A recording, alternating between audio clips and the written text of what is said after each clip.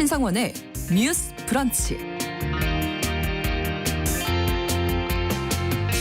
안녕하십니까. 아나운서 신성원입니다.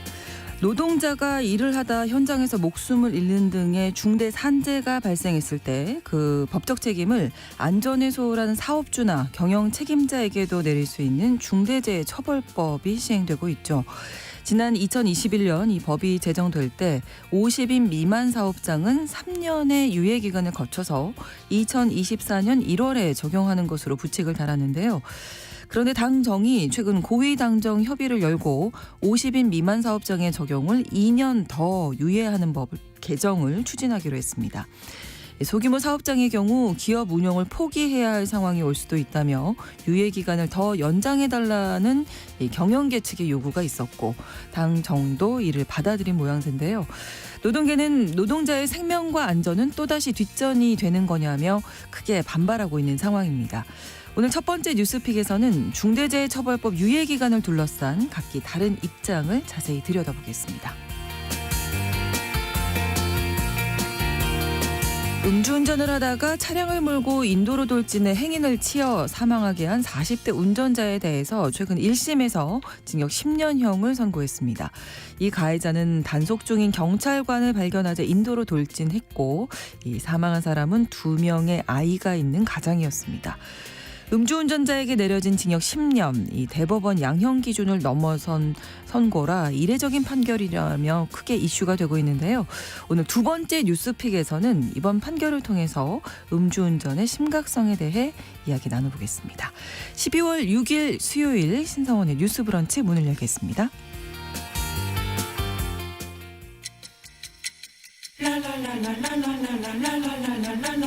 듣고 공감하고 진단합니다. 우리 사회를 바라보는 새로운 시선. 신성원의 뉴스 브런치 뉴스픽.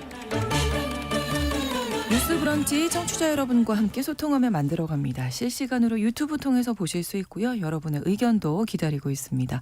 짧은 문자 50원, 긴 문자 100원이 드는 샵 9730, 우물정 9730번으로 문자 주실 수 있고요. 또 라디오와 콩 앱으로도 많이 참여해 주시길 바랍니다.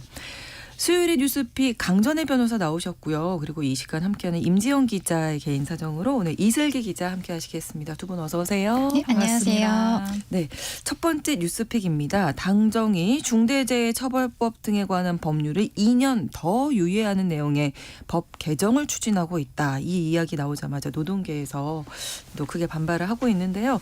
일단 내용 먼저 좀 설명해 주실까요? 이 법이 2021년에 제정이 된 거죠? 네, 이 법 제정의 배경으로 된 사건이 있는데요. 우리 청취자분들 많이 기억하실 텐데 2018년에 충남 태안 화력발전소에서 일하다가 컨베이어 벨트에 끼어 사망한 24살 청년 노동자 김용균 씨 사건이 있었습니다. 그때 이제 이게 언론에 크게 보도가 되면서 네. 국민적인 관심이 있었고 또 그 사건뿐만이 아니라 사실은 대한민국이 연간 2,000명 정도가 산업재해로 숨지고 있어요. 그래서 우리가 OECD 최악의 산재 후진국이라는 오명이 사실 계속 있었습니다. 이런 것들이 있어서 이 중대재해처벌법이라는 것이 결국 법이 제정이 된 것인데요. 사망사고 등 중대산재가 발생을 했을 때 이 안전조치를 소홀히 한 경영책임자가 1년 이상의 징역 또는 10억 원 이하의 벌금형에 처하는 것이 골자입니다. 네. 조금 아까 말씀하신 것처럼 이 중대재해처벌법 같은 경우에는 2021년 1월에 제정이 됐고요. 그리고 시행은 법 제정 이후 1년 뒤인 2022년 1월 작년부터 이게 시행이 됐습니다. 네. 그래서 그 이후에 우리가 모 제빵 회사에서 그 끼임 사고로 사망한 데라든지 아니면 모 건설사에서 계속적으로 산재 사망 사고가 나고 있는데 그 경영 책임자가 처벌을 받고 있지 않다라는 내용 우리 뉴스브런치에서도 여러 차례 그렇죠. 얘기를 했었던 것이 있는데요. 결국 이 법에 있어서 문제가 되는 것이고요. 그전에는 사실은 사망사고가 발생을 한다고 해도 이 경영 책임자에게 따로 책임을 지우는 규정이 있었던 것은 아닙니다. 그래서 그 부분이 굉장히 유의미한 상황이고 또 어떤 게 있냐면요. 우리 회사 사람이 아니어도 네. 우리 회사에 이제 대기업 같은 경우에는 도급을 주잖아요. 도급이라든지 용역, 위탁 이런 것들 계약의 형식에 관계없이 일단 그 사업에 수행을 하고 있는 이러한 그 노무를 제공하는 사람을 종사자로서 보호를 하고 있는 거죠. 근데 이거는 이따가 다시 말씀드리겠습니다만은 약간 문제가 있는 게 경영 책임자뿐만이 아니라 안전보건에 관한 업무를 담당하는 사람이 책임을 질 수 있도록 이러한 규정이 있어요. 네. 그래서 저희가 모 건설사라든지 아니면 요즘 대기업들이 경영 책임자, 그러니까 우리는 이 법을 만들 때는 그룹의 총수, 적어도 사장급 네. 이런 사람들이 처벌을 받도록 하기 위해서 이 법을 제정을 한 것인데 안전보건에 관한 업무를 담당하는 사람이 따로 지정이 되어 있으면은 이 사람만을 처벌할 수도 있는 것처럼 법을 해석할 수가 있습니다. 그러다 보니까 결국에는 큰 회사들이 안전 책임자라는 사람을 따로 임명을 하고 있는 그런 것들이 있어요. 그렇게 해서 총수라든지 사장은 좀 빠져나가는 부분들이 있어서 안타까운 부분들이 있고요. 결과적으로는 지금 이 법에 있어서 그저께 이제 지금 양대노총에서 문제를 제기하고 있는 거는 50인 이상 사업자에 대해서는 작년에 법이 시행을 할 때부터 이 법이 적용이 되었는데 50인 미만인 경우 좀 작은 회사인 경우에는 네. 요거를 3년 유예를 했단 말이에요. 네. 그렇기 때문에 일반적인 50인 이상은 1년 유예고 50인 미만은 3년 유예였기 때문에 50인 미만도 사실은 내년 1월부터 규정이 그렇죠. 적용이 됐었어야 되는 거거든요. 네. 그리고 실제로는 사망사고의 한 60에서 70% 정도가 50인 미만 사업장에서 발생한다는 통계도 있습니다. 그런데 지금 당정에서 이 부분을 일단 좀 유예를 하자. 아직 조금 정리가 안 된 것 같다. 우리가 이거를 받아들이기에는 뭐 경영계에서 조금 지금 논란이 있어요. 네. 그래서 지금 이게 언론에 좀 크게 나오고 있는 상황입니다. 자, 그러면 이제 내년 1월 27일부터 이게 원래는 적용이 됐어야 했는데 50인 미만 사업장까지 이제 2년을 더 유예 기간을 달라는 거잖아요. 왜 그런 건가요? 지금 말씀하시죠. 네네. 네. 네. 적용 이세기 기자. 당사자가 중소기업들이잖아요. 네, 중소기업들이잖아요. 이제 중소기업들 입장을 좀 들어보면 아직 준비가 덜 됐다는 거예요, 사실은. 그래서 최근에 중소기업 중앙회와 네. 이제 한국여성경제인협회 등 여러 단체들이 국민의힘 윤재옥 원내대표를 만났습니다. 네. 여기서 이제 의견을 피력했는데요.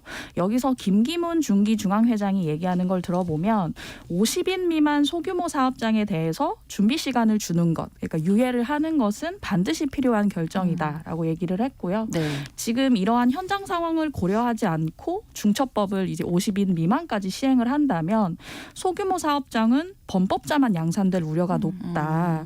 또는 기업 운영을 포기해야 할 상황이다라고까지 얘기를 했습니다. 네. 그래서 이 중대재해 예방을 위해서는 우리 중소기업계가 자발적인 예방 노력을 할 것이고 그러기 위해서는 정부와 국회도 많이 도와달라. 관련한 예산이나 지원을 확대해달라는 의견을 피력했습니다. 네. 당정도 지금 힘을 실어주고 있고요. 네, 맞습니다. 지난 3일에 그 당정에서 개최한 고위당정협의회에서 이 얘기가 나왔어요. 네. 50인 미만 기업에 대해서는 중처법 적용을 2년 더 미루도록 법을 개정하겠다는 거고요.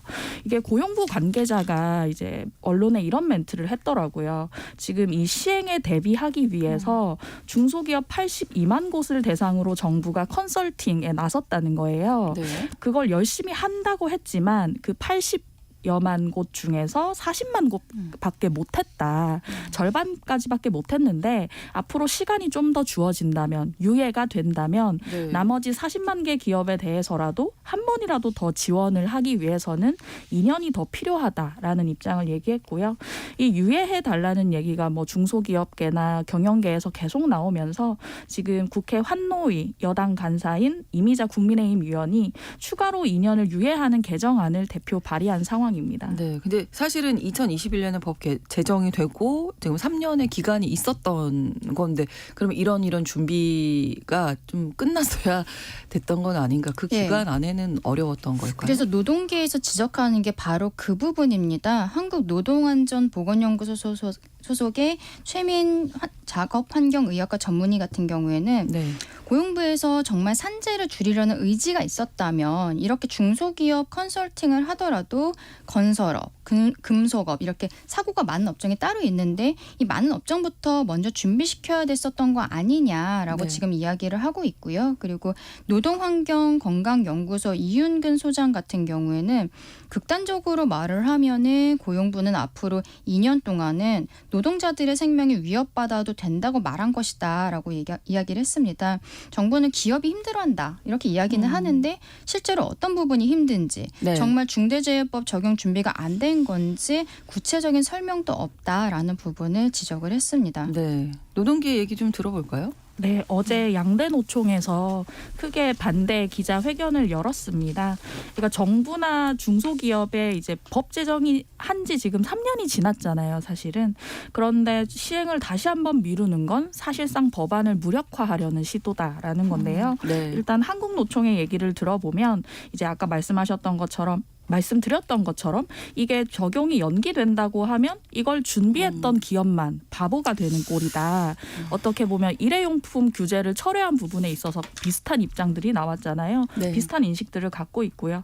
뿐만 아니라 이렇게 되면 기업들에서 결국 버티면 된다는 인식이 확산될 것이고 법 제정으로 어렵게 확대됐던 안전에 관한 투자나 인식 전환이 공연불이 될 것이다라고 얘기를 했고요. 네. 민주노총도 어제 국회 앞에서 기자회견을 열었는데 이제 당정을 비판하는 목소리를 냈어요.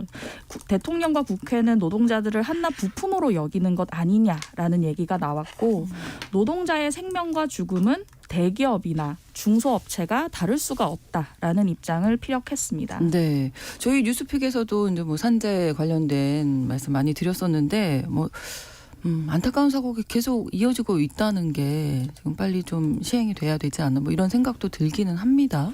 네, 저희가 계속해서 뭐 중대재해처벌법 관련 적용이 되든 안 되든 네. 산재가 일어나고 있다는 그렇습니다. 소식 굉장히 많이 드렸는데요.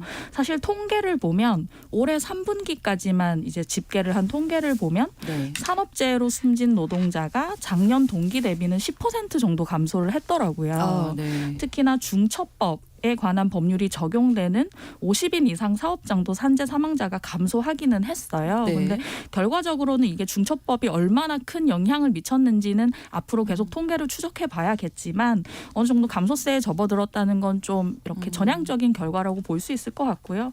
근데 문제는 저희가 자주 말씀드렸던 위험 업종이라고 하는 건설업이나 그 뭐 제조업 같은 이런 네. 분야에서는 여전히 그 특정 금액 이상의 좀 이제 공사 금액이 큰 분야에서는 계속해서 사망자가 늘고 있거든요. 네. 중처법도 이런 부분에 좀 중점을 둬서 계속해서 봐야 할 것 같습니다. 네. 사실 이제 실제로 유예가 가능하려면 당정의 입장도 나왔지만 민주당이 다수당이기 때문에 이제 민주당이 움직이게 되면 이제 가능한 거잖아요. 민주당 입장은 어떤지. 네. 네, 이게 적용을 유예하려면 부칙을 개정해야 되는데 네. 말씀하신 것처럼 국회 다수당인 민주당이 키를 쥐고 있어요. 네. 근데 민주당의 의견을 보면 이제 조건부로 유예를 승인하겠다라는 얘기를 합니다. 그 조건이 어떤 게 있냐면 중소기업 협상력 강화법이라는 것과 중처법 유예 연장을 위한 법안을 같이 통과시켜야 된다는 거예요. 중소기업 협상력 강화법이라고 하는 건 대기업과 중소기업이 교섭할 때 중소기업의 공동 교섭권을 보장하는 내용인데요. 네. 이것도 이제 그 유예와 같이 통과를 시켜야 된다는 거고요. 뿐만 아니라 이 중처법에 관련해서는 3가지 조건을 제시를 했습니다. 하나는 정부가 공식적으로 사과를 해야 하며 향후 법 시행을 위해서 최소한 2년간 매 분기마다 구체적인 준비 계획과 예산 지원 방안을 마련해야 한다. 그리고 2년 유예 이후에는 반드시 시행하겠다는 정부와 관련 단체의 공개 입장 표명이 들어가야 한다고 제시했습니다. 그래도 어쨌든 지금 입장에서는 뭐 당정도 그렇고 여당까지도 조건부지만 그래도 유예 가능하다는 입장이네요. 전체적으로. 네, 그게 지금 양대 노총에서 민주당에 대해서 좀 나름의 배신감이랄까요. 이런 거를 피력을 하고 있는 부분입니다. 왜냐하면은 이게 어떻게 보면 되게 굉장히 정치적인 이슈거든요. 경영계에서도 표가 있는 거고 당장 내년이 총선이기 때문에 네. 민주당에서 이렇게 조건부라는 거를 걸긴 했지만 유예에 대해서 나름대로 호의적으로 지금 나오고 있는 이유는 내년 총선에서의 표심을 생각한 것이다라고 양대노총에서는 지금 보고 있는 겁니다. 그래서 저는 이 부분이 좀 아쉬워요. 이게 중대재해법 부칙에서 기본적으로 50인 미만 사업장 아니면 공사금액 50억 원 미만의 공사에 대해서 3년 경과부터 시행한다. 그래서 그게 내년 1월부터고 이 부칙을 지금 개정하겠다고 하는 거거든요. 국민의힘에서는. 네. 근데 이게 생각해보면요. 법이 2021년 1월에 제정이 됐단 말이에요. 그럼 3년 뒤면 2024년 1월, 2024년 4월에 총선이 있다는 거는 대한민국 국민이라면 그냥 계산기 두드려 보면은 다 모두가 알고 있는 상황이었어요. 그리고 이게 항상 우리가 총선 전에는 대한민국 정치계가 워낙 큰 생물이어서 네. 이게 분명히 이슈가 될 수 있다는 것을 누구나 다 알고 있었을 겁니다. 저는 노동계에서도 이거를 몰랐다라면 그거는 약간 꼼꼼하지 못했다라고밖에 생각할 수가 없는 것 같고 그래서 그 부분이 아쉽고요. 그리고 여기에 있어서 부칙이 지금 3년으로 유예가 돼 있는데 이걸 2년 더 연장하겠다라고 국민의힘에서 이야기를 하고 있는데 그러면 나중에 2년 뒤가 됐을 때 그때는 시행할 것인가? 정확치 않거든요. 왜냐하면 네. 지금 민주당도 조건부라고는 하지만 그 조건이라는 게 크게 막 의미가 있어 보이지는 않아요. 그렇다면 2년 뒤에도 또 유예하고 이럴 수 있습니다. 사실 우리가 근로기준 복수노조 유예를 하는 규정도 이런 식으로 해서 계속적으로 부칙을 개정을 해갔기 때문에 이게 적용이 되기까지 굉장히 오랜 시간이 걸렸던 그런 게 있거든요. 그래서 저는 이 부분이 처음부터 시기를 왜 이렇게 잡았을까라는 좀 아쉬운 생각을 좀 개인적으로 하고 있습니다. 네. 이슬기 기자님.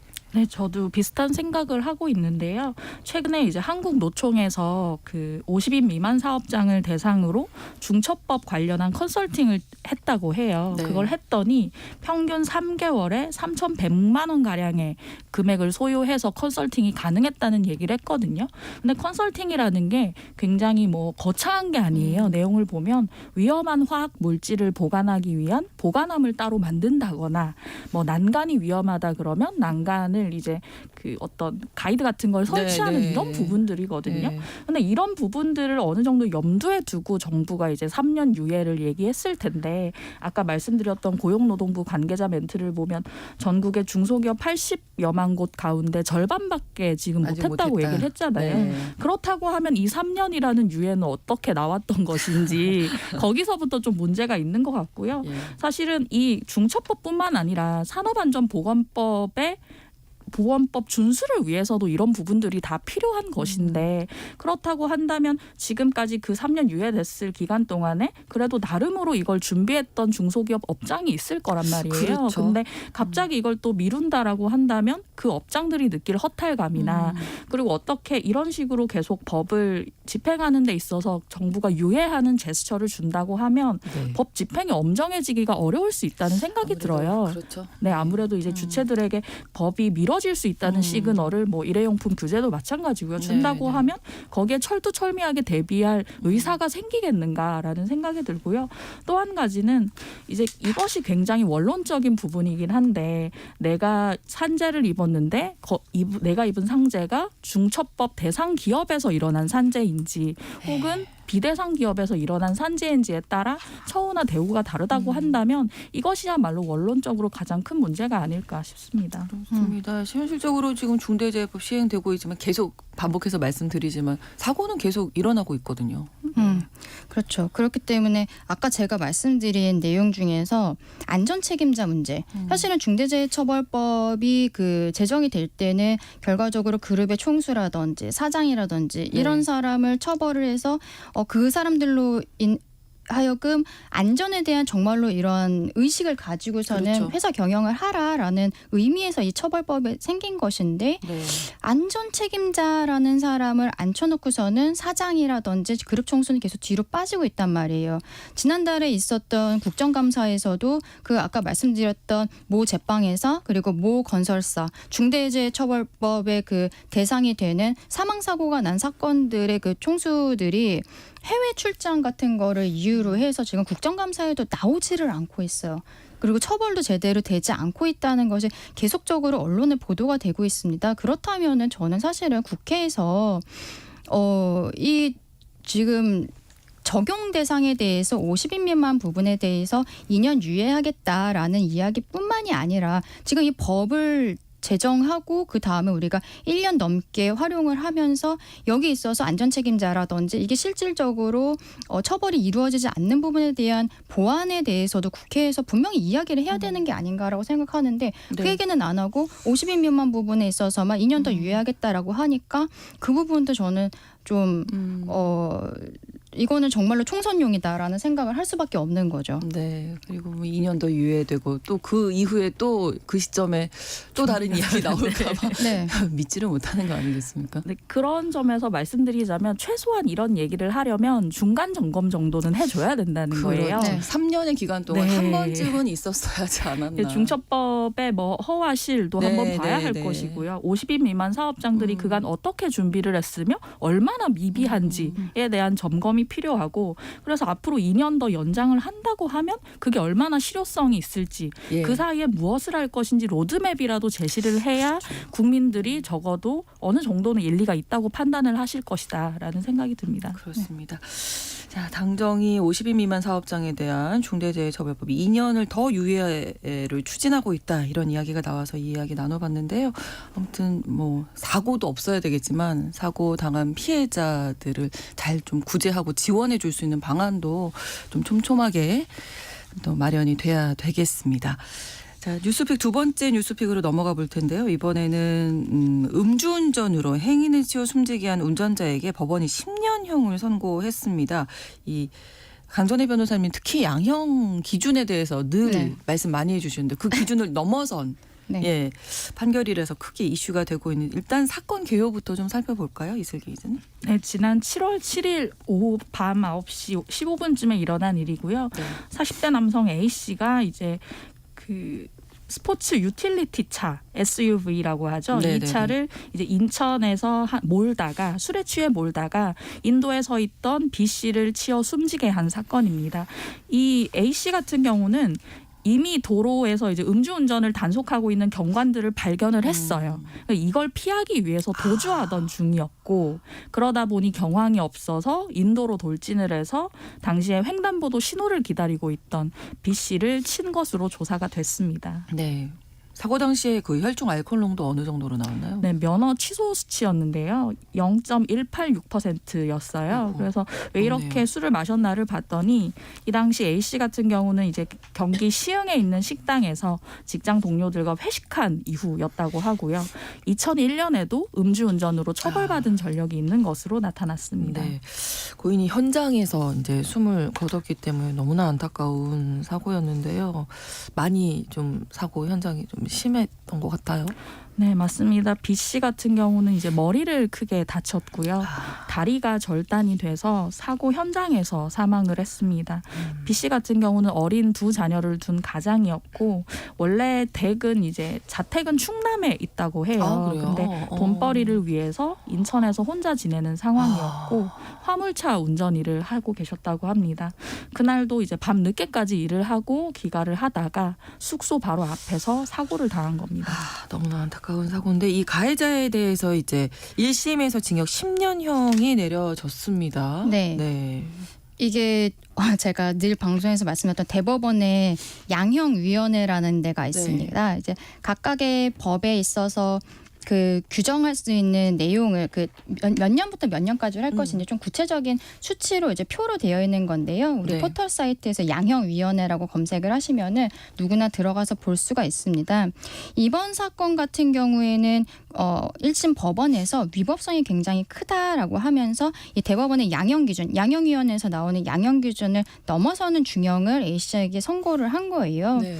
이 대법원 양형위원회의 기준에 따르면은요, 위험운전 치사와 음주운전 혐의로 동시에 적발이 되는 경우에 이 권고되는 범위는 징역 4년에서 8년 11개월입니다. 그런데 이거보다 높은 10년형이 나온 거죠. 네. 법원에서는 뭐라고 이야기를 하냐면 피고인이 만취한 상태로 운전을 하다가 경찰 단속을 피하고자 신호를 위반하고 인도를 돌진했다. 그런데 아무런 잘못이 없는 피해자를 충격해 위법성이 크고 사안이 중대하다라고 이야기를 했습니다. 네, 그럼 이 이야기 저희 잠시 후에 다시 하겠습니다. 2부에서 뉴스픽 계속 이어가고요. 11시 30분부터 일부 지역에서 해당 지역 방송 보내드리겠습니다.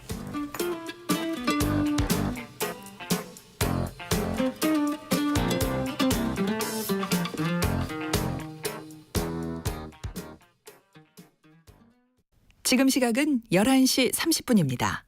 KBS 여러분은 지금 KBS 1라디오 신성원의 뉴스 브런치를 함께하고 계십니다. 자, 지난 7월에 있었던 일입니다. 음주운전으로 두 아이의 아버지가 인도에 계셨었는데 사고로 그 자리에서 현장에서 사망을 한 사건인데요. 가해자에게 징역 10년형 1심이지만 내려졌습니다. 이 법원에서 뭐라고 했는지 네, 이 다시 한번 징역 좀 정리해 주시죠. 10년형이라는 것이 대법원 양형위원회의 양형 기준보다 높게 나왔던 네. 거예요. 그래서 이게 언론에 보도가 되고 있는 건데요. 양형위원회 기준에 따르면은 위험 운전치사, 사망에 이르게 한 사건, 그리고 음주운전 혐의로 동시에 적발이 된 경우에 이 권고형 범위가 징역 4년에서 8년 11개월입니다. 그런데 10년이라는 형이 더 높게 나온 거죠. 그러네요. 법원에서는 이게 경찰 단속 피하고자 신호를 위반하고 인도를 돌진을 했는데 아무 잘못이 없는 피해자를 충격해 위법성이 크고 사안이 중대하다라고 판단을 했습니다. 또 피해자가 신체가 절단될 정도로 크게 다쳤기 때문에 극심한 고통 속에서 사망했다라는 부분도 인정을 했어요. 네, 그리고 유족들이 입은 충격과 고통이 매우 크고 피고인이 또 유족들과 합의가 되지 않았습니다. 피고인이 용서받지도 못한 점 등을 고려했다라고 하면서 양형 이유를 밝혔는데요. 그럼에도 불구하고 이게 합의가 되지 않았다라든지 이런 것들이 사실은 대법원 양형위원회의 그 양형 기준 안에 다 들어가 있는 겁니다. 그때 8년 11개월이 최대치였는데 그 네. 기준표상에서는요.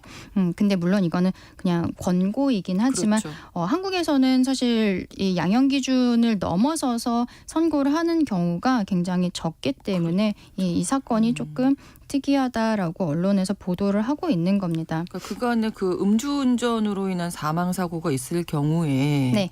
최대로 어느 정도까지 나왔던 건가요? 근데 지금 이 10년형이 굉장히 이례적으로 높은 거예요. 그런 사실은. 거죠. 네, 예. 네. 그래서 좀 다른 사건을 말씀을 드리면은 네. 강남 스쿨존에서 초등학생이 사망했던 네, 사건 네. 많이들 기억을 하실 거예요.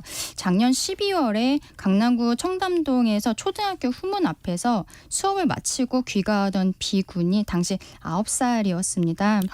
이게 집에 가고 있었는데 A씨가 만취 상태로 차량을 운전을 하다가 아이를 이제 치게 된 거죠. 근데 너무나 만취 상태였기 때문에 집에 들어가서 이렇게 주차장으로 들어가서 차량을 주차하면서야 말도 안 돼. 이런 이야기를 가해자가 했다는 게 조사가 되기도 했습니다. 이때 뭐 알코올 농도가 면허 취소 수준이었고 아이는 그 이후에 목격자의 신고로 병원에 옮겨져서 끝내 숨졌는데요.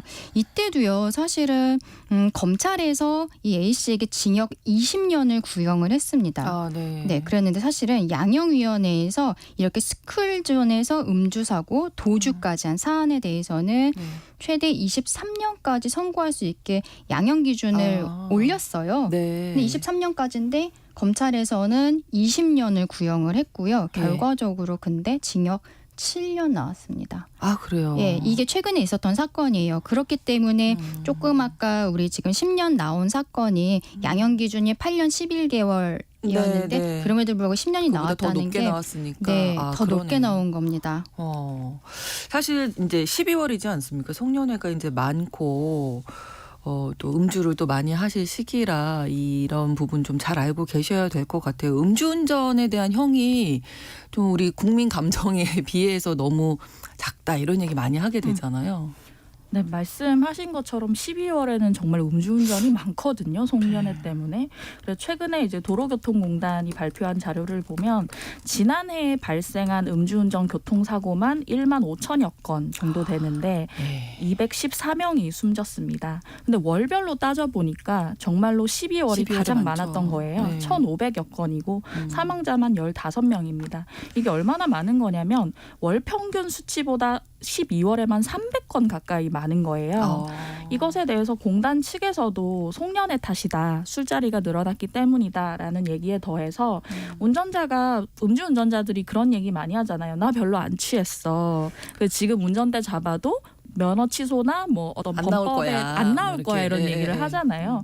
그런 잘못된 판단으로 운전대를 그렇죠. 잡는 경우가 굉장히 네. 많은데 실제로 도로교통공단에서 2021년에 실시한 이 음주 후 운전 여부를 결정하는 심리적 요인 조사라는 것이 있는데 네. 왜 음주 후에 운전을 했냐라고 네. 했더니 마신 술의 양이 적어서 라고 응답한 사람이 38.9%로 가장 많았던 진짜 거예요. 그렇게 생각하시는군요. 그만큼 안일하게 생각하는 사람이 굉장히 많다라고 보시면 될 것 같습니다. 네, 아무튼 뭐 한 잔이라도 한 모금이라도 드시면 운전대 잡으시면 안 되는 거죠. 절대 안 네. 된다는 거. 그 자의로 판단하시면 진짜 안 되는 거고요. 2019년에 뭐 다들 기억하시겠지만 윤창호법, 음주운전 차에 치여서 사망한 윤창호 씨의 이름을 딴 법이잖아요. 그 법이 있음에도 불구하고 앞서서도 중대재해처벌법이 있음에도 불구하고 사고는 계속 일어나고 있습니다. 여전히 음주운전도 마찬가지로 많고 형량도 적은데 이번 판결이 사실은 이제 1심 판결이어서 네. 2심, 3심 뭐 넘어가면 좀 줄어들 수는 네, 있겠습니다만 가능성이 있습니다. 네, 네. 네. 의미가 있겠죠. 그래도. 아마도 이 피고인 그 10년형을 받은 사람의 변호사 같은 경우에는 한번 항소를 해보자라고 이야기를 할 것 같아요. 왜냐하면 그동안의 어떤 양형 기준표를 넘어서 좀 축적되어 있는 판결들이 네. 있는데 그거에 비해서 너무 좀 높은 부분이라는 거는 음. 사실이거든요. 그렇기 때문에 항소심에 가서 이 피고인 같은 경우에는 지금 가족들과 합의가 되지 않았다라고 하는데 유족들과 일단 아마 합의에 대한 부분이 가장 큰 이슈가 될 것이고 아니면 합의가 되지 않는다라고 해도 계속적으로 뭐 법원에 반성문을 제출을 한다든지 그렇죠. 예, 뭐 가족들의 탄원서라든지 이런 것들이 들어가면 항소심에서 좀 낮아질 가능성도 없지 않다라는 생각을 해요. 근데 저는 항상 말씀드리지만 한국의 양형 기준 자체가 좀 낮다라는 생각을 하고 있거든요. 그래서 네. 사람이 죽었는데 10년형? 지금 합의도 안 됐는데 심지어 네. 이게 근데 10년형이 이례적으로 양형 기준보다 높게 나온 거다라고 언론에 이제 보도가 되다 보니까 많은 청취자분들께서 굉장히 당황하실 것 같아요. 이거밖에 안 된단 말이야. 사람의 목숨이라는 것이. 근데 기본적으로 한국에서 양형 기준표보다 이게 더 높게 나온 것이고 그렇기 때문에 양형 기준 자체가 이게 양형 기준 위원회라는 것이 있습니다. 거기에서 국민들의 법 감정이라든지 이런 걸 보면서 이게 수정이 가능한 거예요. 그래서 음주운전 같은 경우에 저는 음주운전뿐만 아니라 다른 형들도 조금 더 국민의 법 감정을 따라서 이게 기준을 올려야 되는 것이 아닌가. 아까 왜 두 번째로 말씀드렸던 그 강남 스쿨존 사망 사건 같은 경우에는 대법원 양형위원회에서 네. 이런 스쿨존 음주사고 도주 사안이 최대 23년까지 선고할 수 있도록 양형 기준을 대폭 상향했다라고 아까 제가 말씀드렸었는데 네, 네. 이렇게 그 기준이 바뀔 수가 있는 겁니다. 좀 이러한 음주 사고들에 대한 양형 기준 자체가 좀 바뀌어야 되지 않을까 그런 생각이 들고 또 저기 오토바이라든지 특히 요즘에 전동 킥보드 예, 많이 예. 타시는 전동 킥보드 사건들도 요즘 굉장히 많이 나오고 있거든요. 그렇죠. 그래서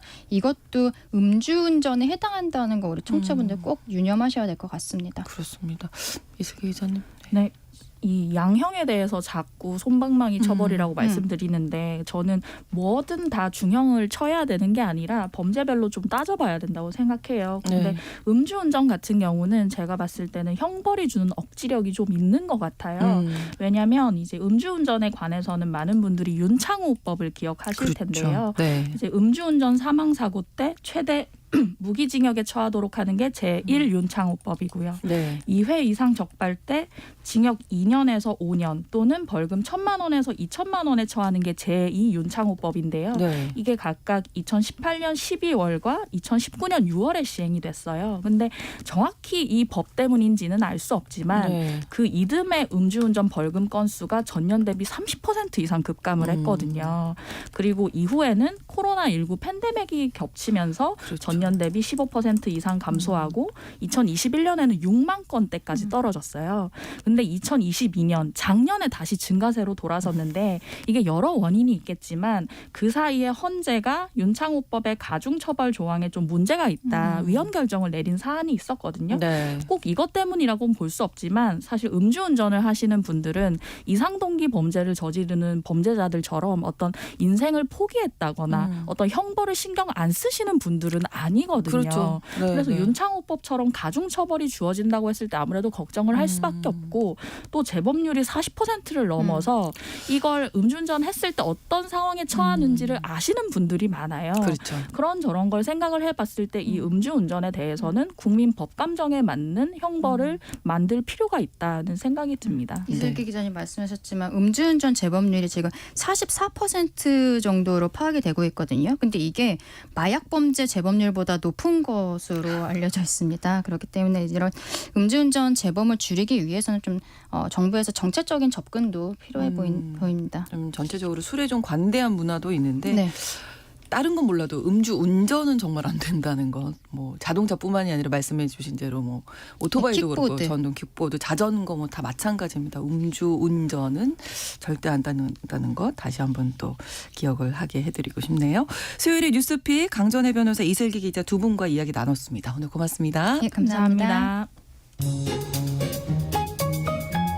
신성원의 뉴스 브런치는 여러분과 함께합니다.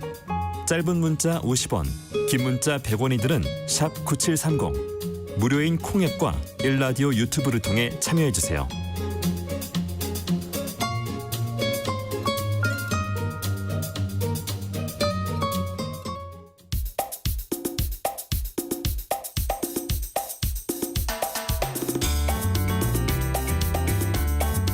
청년들의 시각으로 우리 사회를 진단합니다. 뉴스 브런치 MG데스크. MZ세대의 고민과 이 시대를 살아가는 방법 그리고 그들의 트렌드를 듣는 시간입니다. MZ데스크 시작할 텐데요. MZ세대의 트렌드를 쉽고 빠르게 전달하는 미디어 캐릿의 이시은 에디터 그리고 캐릿의 김희연 에디터 오늘 나오셨습니다. 두 분 어서 오세요. 안녕하세요. 안녕하세요. 자, 오늘은 또 어떤 주제일지. 오늘 저는 뭐 매주 수요일 네. MZ 공부하잖아요. 네. 오늘은 좀 더 재밌게 들으실 수 있는 주제를 네. 가지고 왔어요. 오늘은 또 연말을 맞아서 새롭게 떠오르고 있는 Z세대의 버킷리스트에 대해서 얘기해볼까 하는데요. 네. 먼저 여기 계신 분들의 이제 새해 연말 버킷리스트 궁금합니다. 네, 버킷리스트를 안 떠올린 지가 이게 나이가 들면서 뭐 새로 뭘 해야지 이거 안 지킬 걸 알아서 네. 잘 안 하게 되는데 저는 항상 매년 사실은 이제 결심하는 건 책을 좀 많이 읽자. 중요한 예, 것 일주일에 같아요. 진짜. 한 거는 좀 많은 것 같고 한 달에 한 한 번 권이라도 정도라도 네, 좀 네. 읽자 뭐 이런 버킷리스트 네, 있습니다. 좋네요. 저는 네. 요즘에 사실 배달 음식 너무 많이 시켜 먹어가지고 예, 저도요. 네, 그래서 2024년엔 꼭 요리를 배우거나 요리를 잘하게 돼서 좀 집밥 해먹는 거. 네네. 네, 그게 이제 버킷리스트라고 저는 네, 김현희 저는 에디터. 이제 운전면허 따는 게 버킷리스트인데요.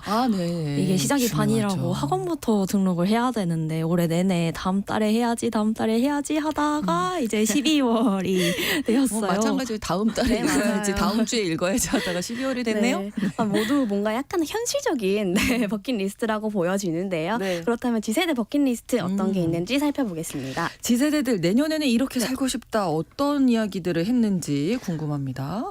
또 G세대가 추구하는 좀 가치관의 변화가 좀 생겼는데요. 네. 우선 우리 지겹도록 얘기한 그 가치관 키워드 하나 있잖아요. 네. 갓생. 갓생. 네네. 네. 우리 2023년에는 사실 특히 더 그랬던 것 같아요. 근데 엔데믹을 맞아서 오프라인 활동까지 좀 더해지면서 시간을 좀 쪼개서 사용하고 남들보다 좀 열심히 사는 게 하나의 좀 미덕이라고 여겨지기도 했는데요. 네. 그렇게 사는 사람들을 요즘 이제 친구들이 추구하는 아름다움이라는 뜻으로 생각을 하기도 단어 참 했습니다. 잘 만드는 추구미. 네, 요즘 추구미는 누구야? 뭐 이런 아. 식으로 이야기를 했었어요. 네. 근데 이제 이러한 이제 가치관의 변화가 생긴 건데 네. 이제 더 이상 난 갈생을 좀 살 수 없을 것 같다라는 이제 이런 반응들이 좀 속속들이 올라오고 있습니다. 네. 네, 이런 또 가치관에 영향을 미친 사건들이나 뭐 인물들 그동안 정말 많았는데요.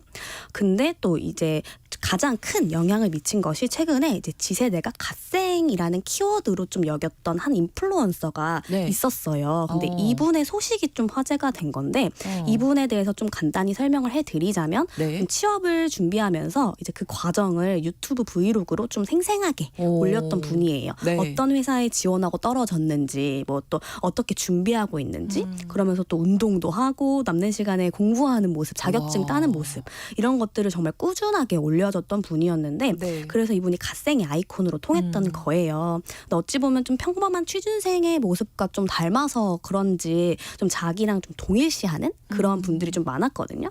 근데 이분이 이제 모 대기업에 이제 취업을 하게 됩니다. 그러면 이제 성공 사례가 되는 거네요. 그래서 이때 다들 정말 응원하는 분위기였고 지세대 취준생들 사이에서 되게 큰 이슈 중에 하나이긴 했거든요. 네, 네. 그래서 이분처럼 난 갓생을 살아야겠다. 이 사람처럼 열심히 살면 나도 그럼 대기업 나도, 그렇죠. 취업할 수 있고 정말 이 사람처럼 살고 싶다라는 롤모델이 생긴 거죠. 그런 이제 일련의 과정들이 있었는데 네. 최근에 이제 어떤 일이 있었냐면 좀 3년 동안 그 뭐 대기업에 되게 잘 다녔던 회사를 이제 퇴사했다라는 이제 브이로그가 올라온 거예요.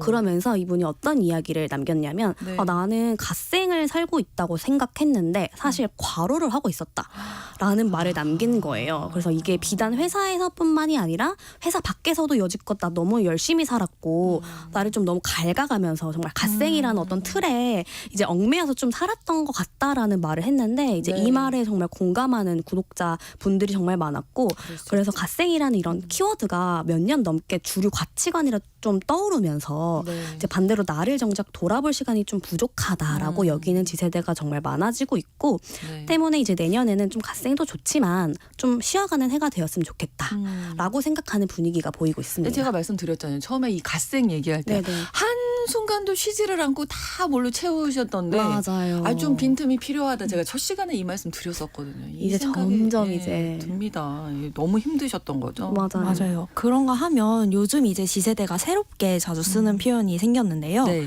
바로 낭만입니다. 낭만. 네, 사전에서는 낭만을 현실에 매이지 않고 감상적이고 이상적으로 사물을 대하는 태도라고 설명을 하는데요. 근데 생각해 보면은 몇 년 전까지만 해도 이런 감성 오글거린다라고 불리면서 조금 매력이 없는 것으로 치부되곤 했잖아요. 네. 그런데 요 근래에는 낭만이라는 이름으로 더 자주 불리며 긍정적으로 여겨지고 있는 겁니다. 네. 실제로 저희가 데이터 분석 플랫폼을 통해서 온라인상에서의 키워드 언급량 분석을 해보았는데요. 네. 2021년 1월 이후 온라인상에서 낭만에 대한 언급량은 2.6배 증가한 것으로 나타났어요. 그리고 공교롭게도 같은 기간 오글거림이라는 키워드의 언급량은 완만한 감소세를 보였습니다. 네. 10대, 20대 일상에서 요즘 자주 보이는 낭만 트렌드 무엇이 있냐 하면요. 네. 이 밴드 이세계의 낭만 젊음 사랑이라는 곡이 있어요. 네. 이 곡 가사가 우린 낭만이란 배를 타고 떠나갈 거야. 우린 젊음이란 배를 타고 떠나갈 거야 라는 내용이 담겨 있는데요. 네. 이 곡이 이제 쇼폼 영상 BGM으로 배경음악으로 자주 사용되면서 역주행 인기를 끌기도 했고요. 또 낭만 때문에 스포츠에 새롭게 빠졌다. 입덕했다 하는 사람들도 되게 늘어났어요. 네. 중요한 것은 꺾이지 않는 마음이라는 말 있잖아요. 중꺾마. 정말 많이 썼던 것 같아요. 월드컵 이후로. 이 표현으로 대변되는 멋진 성장서사, 역전서사의 젊은 세대가 이전보다 더욱 열광하고 있는 것이죠. 낭만 중요하죠. 중꺾마. 중꺾마 하니까 또 중꺾그마라는 신조어가 떠오르기도 합니다. 원래 뭐요? 중꺾마가 중요하지만 꺾이지 않는 마음이 중요하다 이런 거잖아요. 근데 중꺾그마라는 게 이제 중요하지만 꺾이지 않아도 그냥 하는 마음. 그런 게 그건 이제 정말 중요하죠. 네, 네, 그런 말이 또 생각이 나는데 그렇습니다. 네, 또 사실 이 낭만이라는 가치관이랑 또 떼놓을 수 없는 게 여행인 것 같아요. 네. 네, 우리가 또 여유가 생기면 떠올리는 것 중에 하나가 바로 여행이잖아요. 네. 그래서 일상과 분리된 시간이나 뭐 장소니까. 그래서 저희가 안 그래도 지세대 100명을 대상으로 지금 설문조사를 현재 진행 중인데 네. 지세대의 버킷리스트 당연하지만 좀 여행 가고 싶다라고 언급한 친구들이 굉장히 많았습니다. 네, 여행은 뭐 전 세대를 맞아요. 통틀어서 늘 가고 싶은 버킷리스트 중에 하나 아닐까요? 요즘 뭐가 좀 달라진 게 있을까요? 먼저 여행지를 선택하는 기준이 조금 달라졌습니다. 오. 나만 아는 여행지를 찾는 이들이 생겨나고 있는 건데요. 네. 부산, 국내 여행으로 예를 들면 부산이나 강릉, 제주같이 남들 다 가는 핫플레이스가 아니라 네. 비교적 덜 알려진 소도시를 찾는 트렌드가 생겨난 거예요. 여행 전문 플랫폼 트리플이 지난해 공개한 데이터에 따르면 광역시를 제외한 영호남과 충청의 시군 지역 숙소 예약이 그 이전의 동기 대비 408% 증가했다고 해요. 이게 국내 전체 지역 숙소 예약 증가율과 비교했을 때 약 1.7배 높은 수치였습니다. 그렇군요. 교통이 조금 불편하더라도 네. 관광객이 많지 않은 한적한 곳에 가서 새로운 로컬 문화를 경험하고 싶어하는 수요가 생겨난 거예요. 다들 가는 곳에 가지 않겠다. 네, 이런 그런 거네요. 약간 네, 그런 비슷한 기조인 것 같고 네. 또 한 차례 또 얘기가 나왔던 건데 우리 해외 여행지로 뜨고 있는 곳이라고 해가지고 몽골 소개해드린 적 있잖아요. 몽골 가고 네, 싶어요. 그래서 아직도 사실 몽골 가봐야겠다라고 생각하는 지세대 많았는데 네. 그 요즘에 또 약간 트렌드처럼 뜨고 있는 지역이 있더라고요. 그 먼저 베트남 여행지 하면 사실 유명한 곳 있잖아요. 네. 뭐 다낭이나 나트랑, 호치민, 나트랑 이렇게 네. 있었잖아요. 근데 최근에 이제 지세대 사이에서 푸꾸옥이라는 네, 도시가 네. 정말 가보고 싶은 여행지로 지금 정말 인기 급상승하고 있거든요. 네. 그래서 이 도시가 이제 제2의 몰디브라고 불리기도 하는데 네, 리조트 하나를 이제 선택을 해가지고 자연과 함께 좀 호화스러운 호캉스를 즐길 수 있는 곳 이런 식으로 이제 알려져가지고 되게 최근에 지세대가 많이 이제 인기를 끌고 있고 실제로 이제 지세대가 팔로우하는 브이로거들 있잖아요. 네. 그래서 여행 자주 가시는 그런 브이로거들이 최근에 푸꾸옥 여행기를 많이 정말 들어본 것 많이 올리더라고요. 네, 네. 그래서 또 이런 흐름에 좀 영향을 받기도 합니다. 또 하나는 도쿄의 시부야 스카이 라는 곳에 이제 가는 게 소원이다라고 시부야 밝힌 스카이? 분들이 정말 네. 많았어요. 근데 사실 이게 어떤 나라에 가고 싶다 해서 끝나는 게 아니라 어떤 나라의 특정 도시 또 거기서 좁혀서 특정 랜드마크에 간다라는 걸 좀 공통적인 버킷리스트로 꼽아줬다라는 게 좀 신기했거든요. 네. 그래서 좀 봤더니 우선 이제 시부야 스카이가 코로나 한창일 때 개장한 곳이라서 네. 지금까지는 사실 쉽게 가보지 못했던 처음 장소였던 들어봤어요, 저도. 거예요. 네. 네, 그래서 좀 핫한 공간에 좀 빨리 가보는 사람이 되고 싶어하는 이들 사이에서 네. 좀 이제 유명한 랜드마크로 떠오르고 있고요. 그래서 나아가서 최근에 이제 쇼폼 트렌드 중 하나로 시부야 스카이에서 찍은 감성 영상 챌린지가 유행을 한번 한 적이 있었거든요. 한 적이 있어요. 네, 이제 네, 네, 지나간 거군요 이미. 지금도 사실은 좀 이어지고 있는 트렌드긴 한데 네. 이걸 좀 설명을 해드리면 뭐 이런 영상이에요. 뭐 에스컬레이터의 바닥만 이제 먼저 이렇게 찍는 거예요, 영상으로. 네, 네. 그러면 여기 어디지? 뭐 지하철 아니면 네, 뭐 한국의 백화점인가? 어떤 쇼핑몰인가 뭐 이런 네. 느낌을 주잖아요. 근데 거기서 몇 초 뒤에 이제 카메라를 좀 위로 들면서 이제 시내 이제 시부야 스카이에서 볼 수 있는 도쿄를 시내 쫙 야경을 쫙 보는. 보여주는 거예요. 그래서 이러한 영상들이 좀 인기를 끌게 되면서 좀 나도 여기 한번 가보고 싶다라는 네 지세대가 가보고 싶네요, 많아지고 진짜. 있습니다. 네. 또 버킷리스트 중에 하나가 이제 선물이라고 하는데 지세대가 받고 싶어하는 선물도 좀 독특할 네. 것 같습니다. 어때요? 요즘 화장품을 몸에 걸고 다니는 게 유행이라는 거 혹시 아세요? 화장품은 발라야죠 피부에. 얼마 전에 한 화장품 브랜드에서 네. 향수 제품을 끼워 넣고 이걸 가방처럼 멜 수 있는 케이스를 출시했는데요. 이 케이스는 따로 판매하는 게 아니라 향수 제품을 구입하면 증정품으로 주었는데 이걸 받기 위해서 6시간 넘게 기다리는 긴 대기줄이 와. 생겼다고 해요.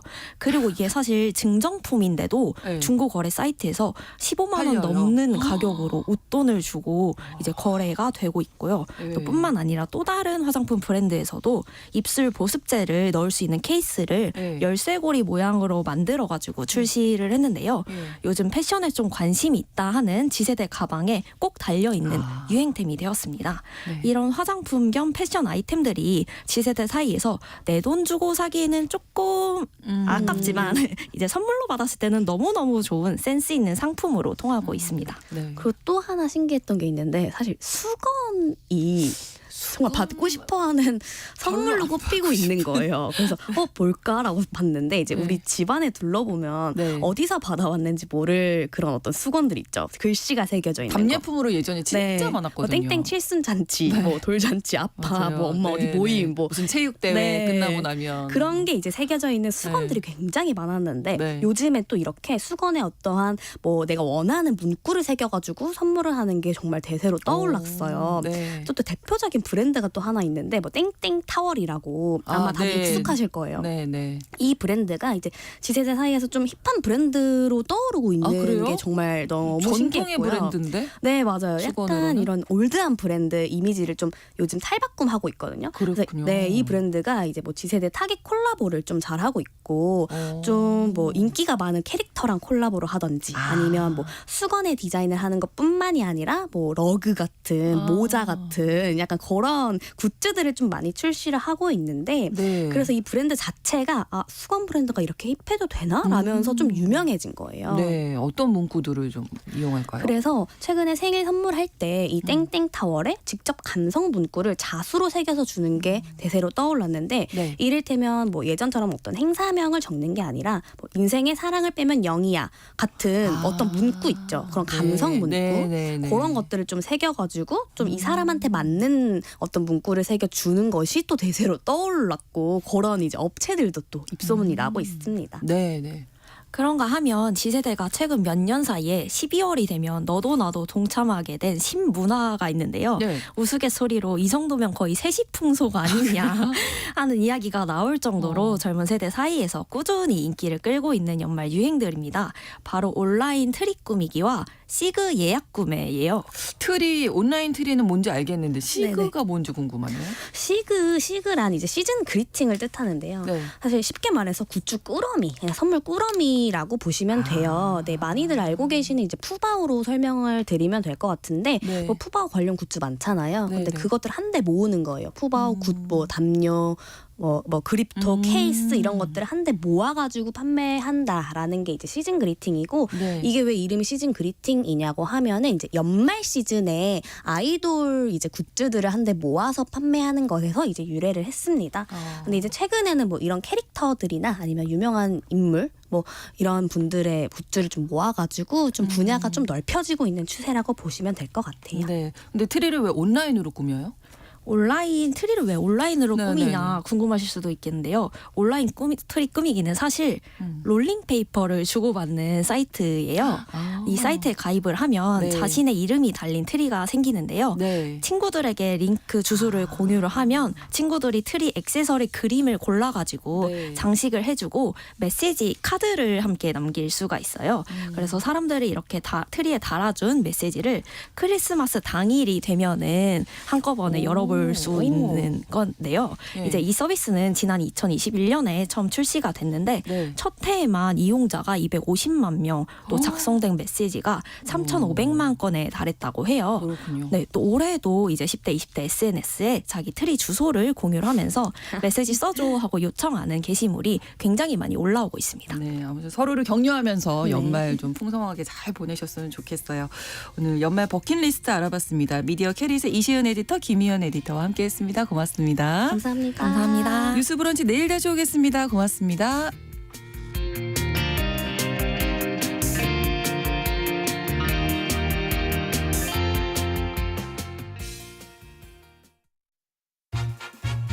오늘 가장 중요한 뉴스를 빠르고 정확하게 알려주는 곳이 있다. 시사 맛집 KBS 1라디오의 특급 메뉴판. 시사의 민족 주문.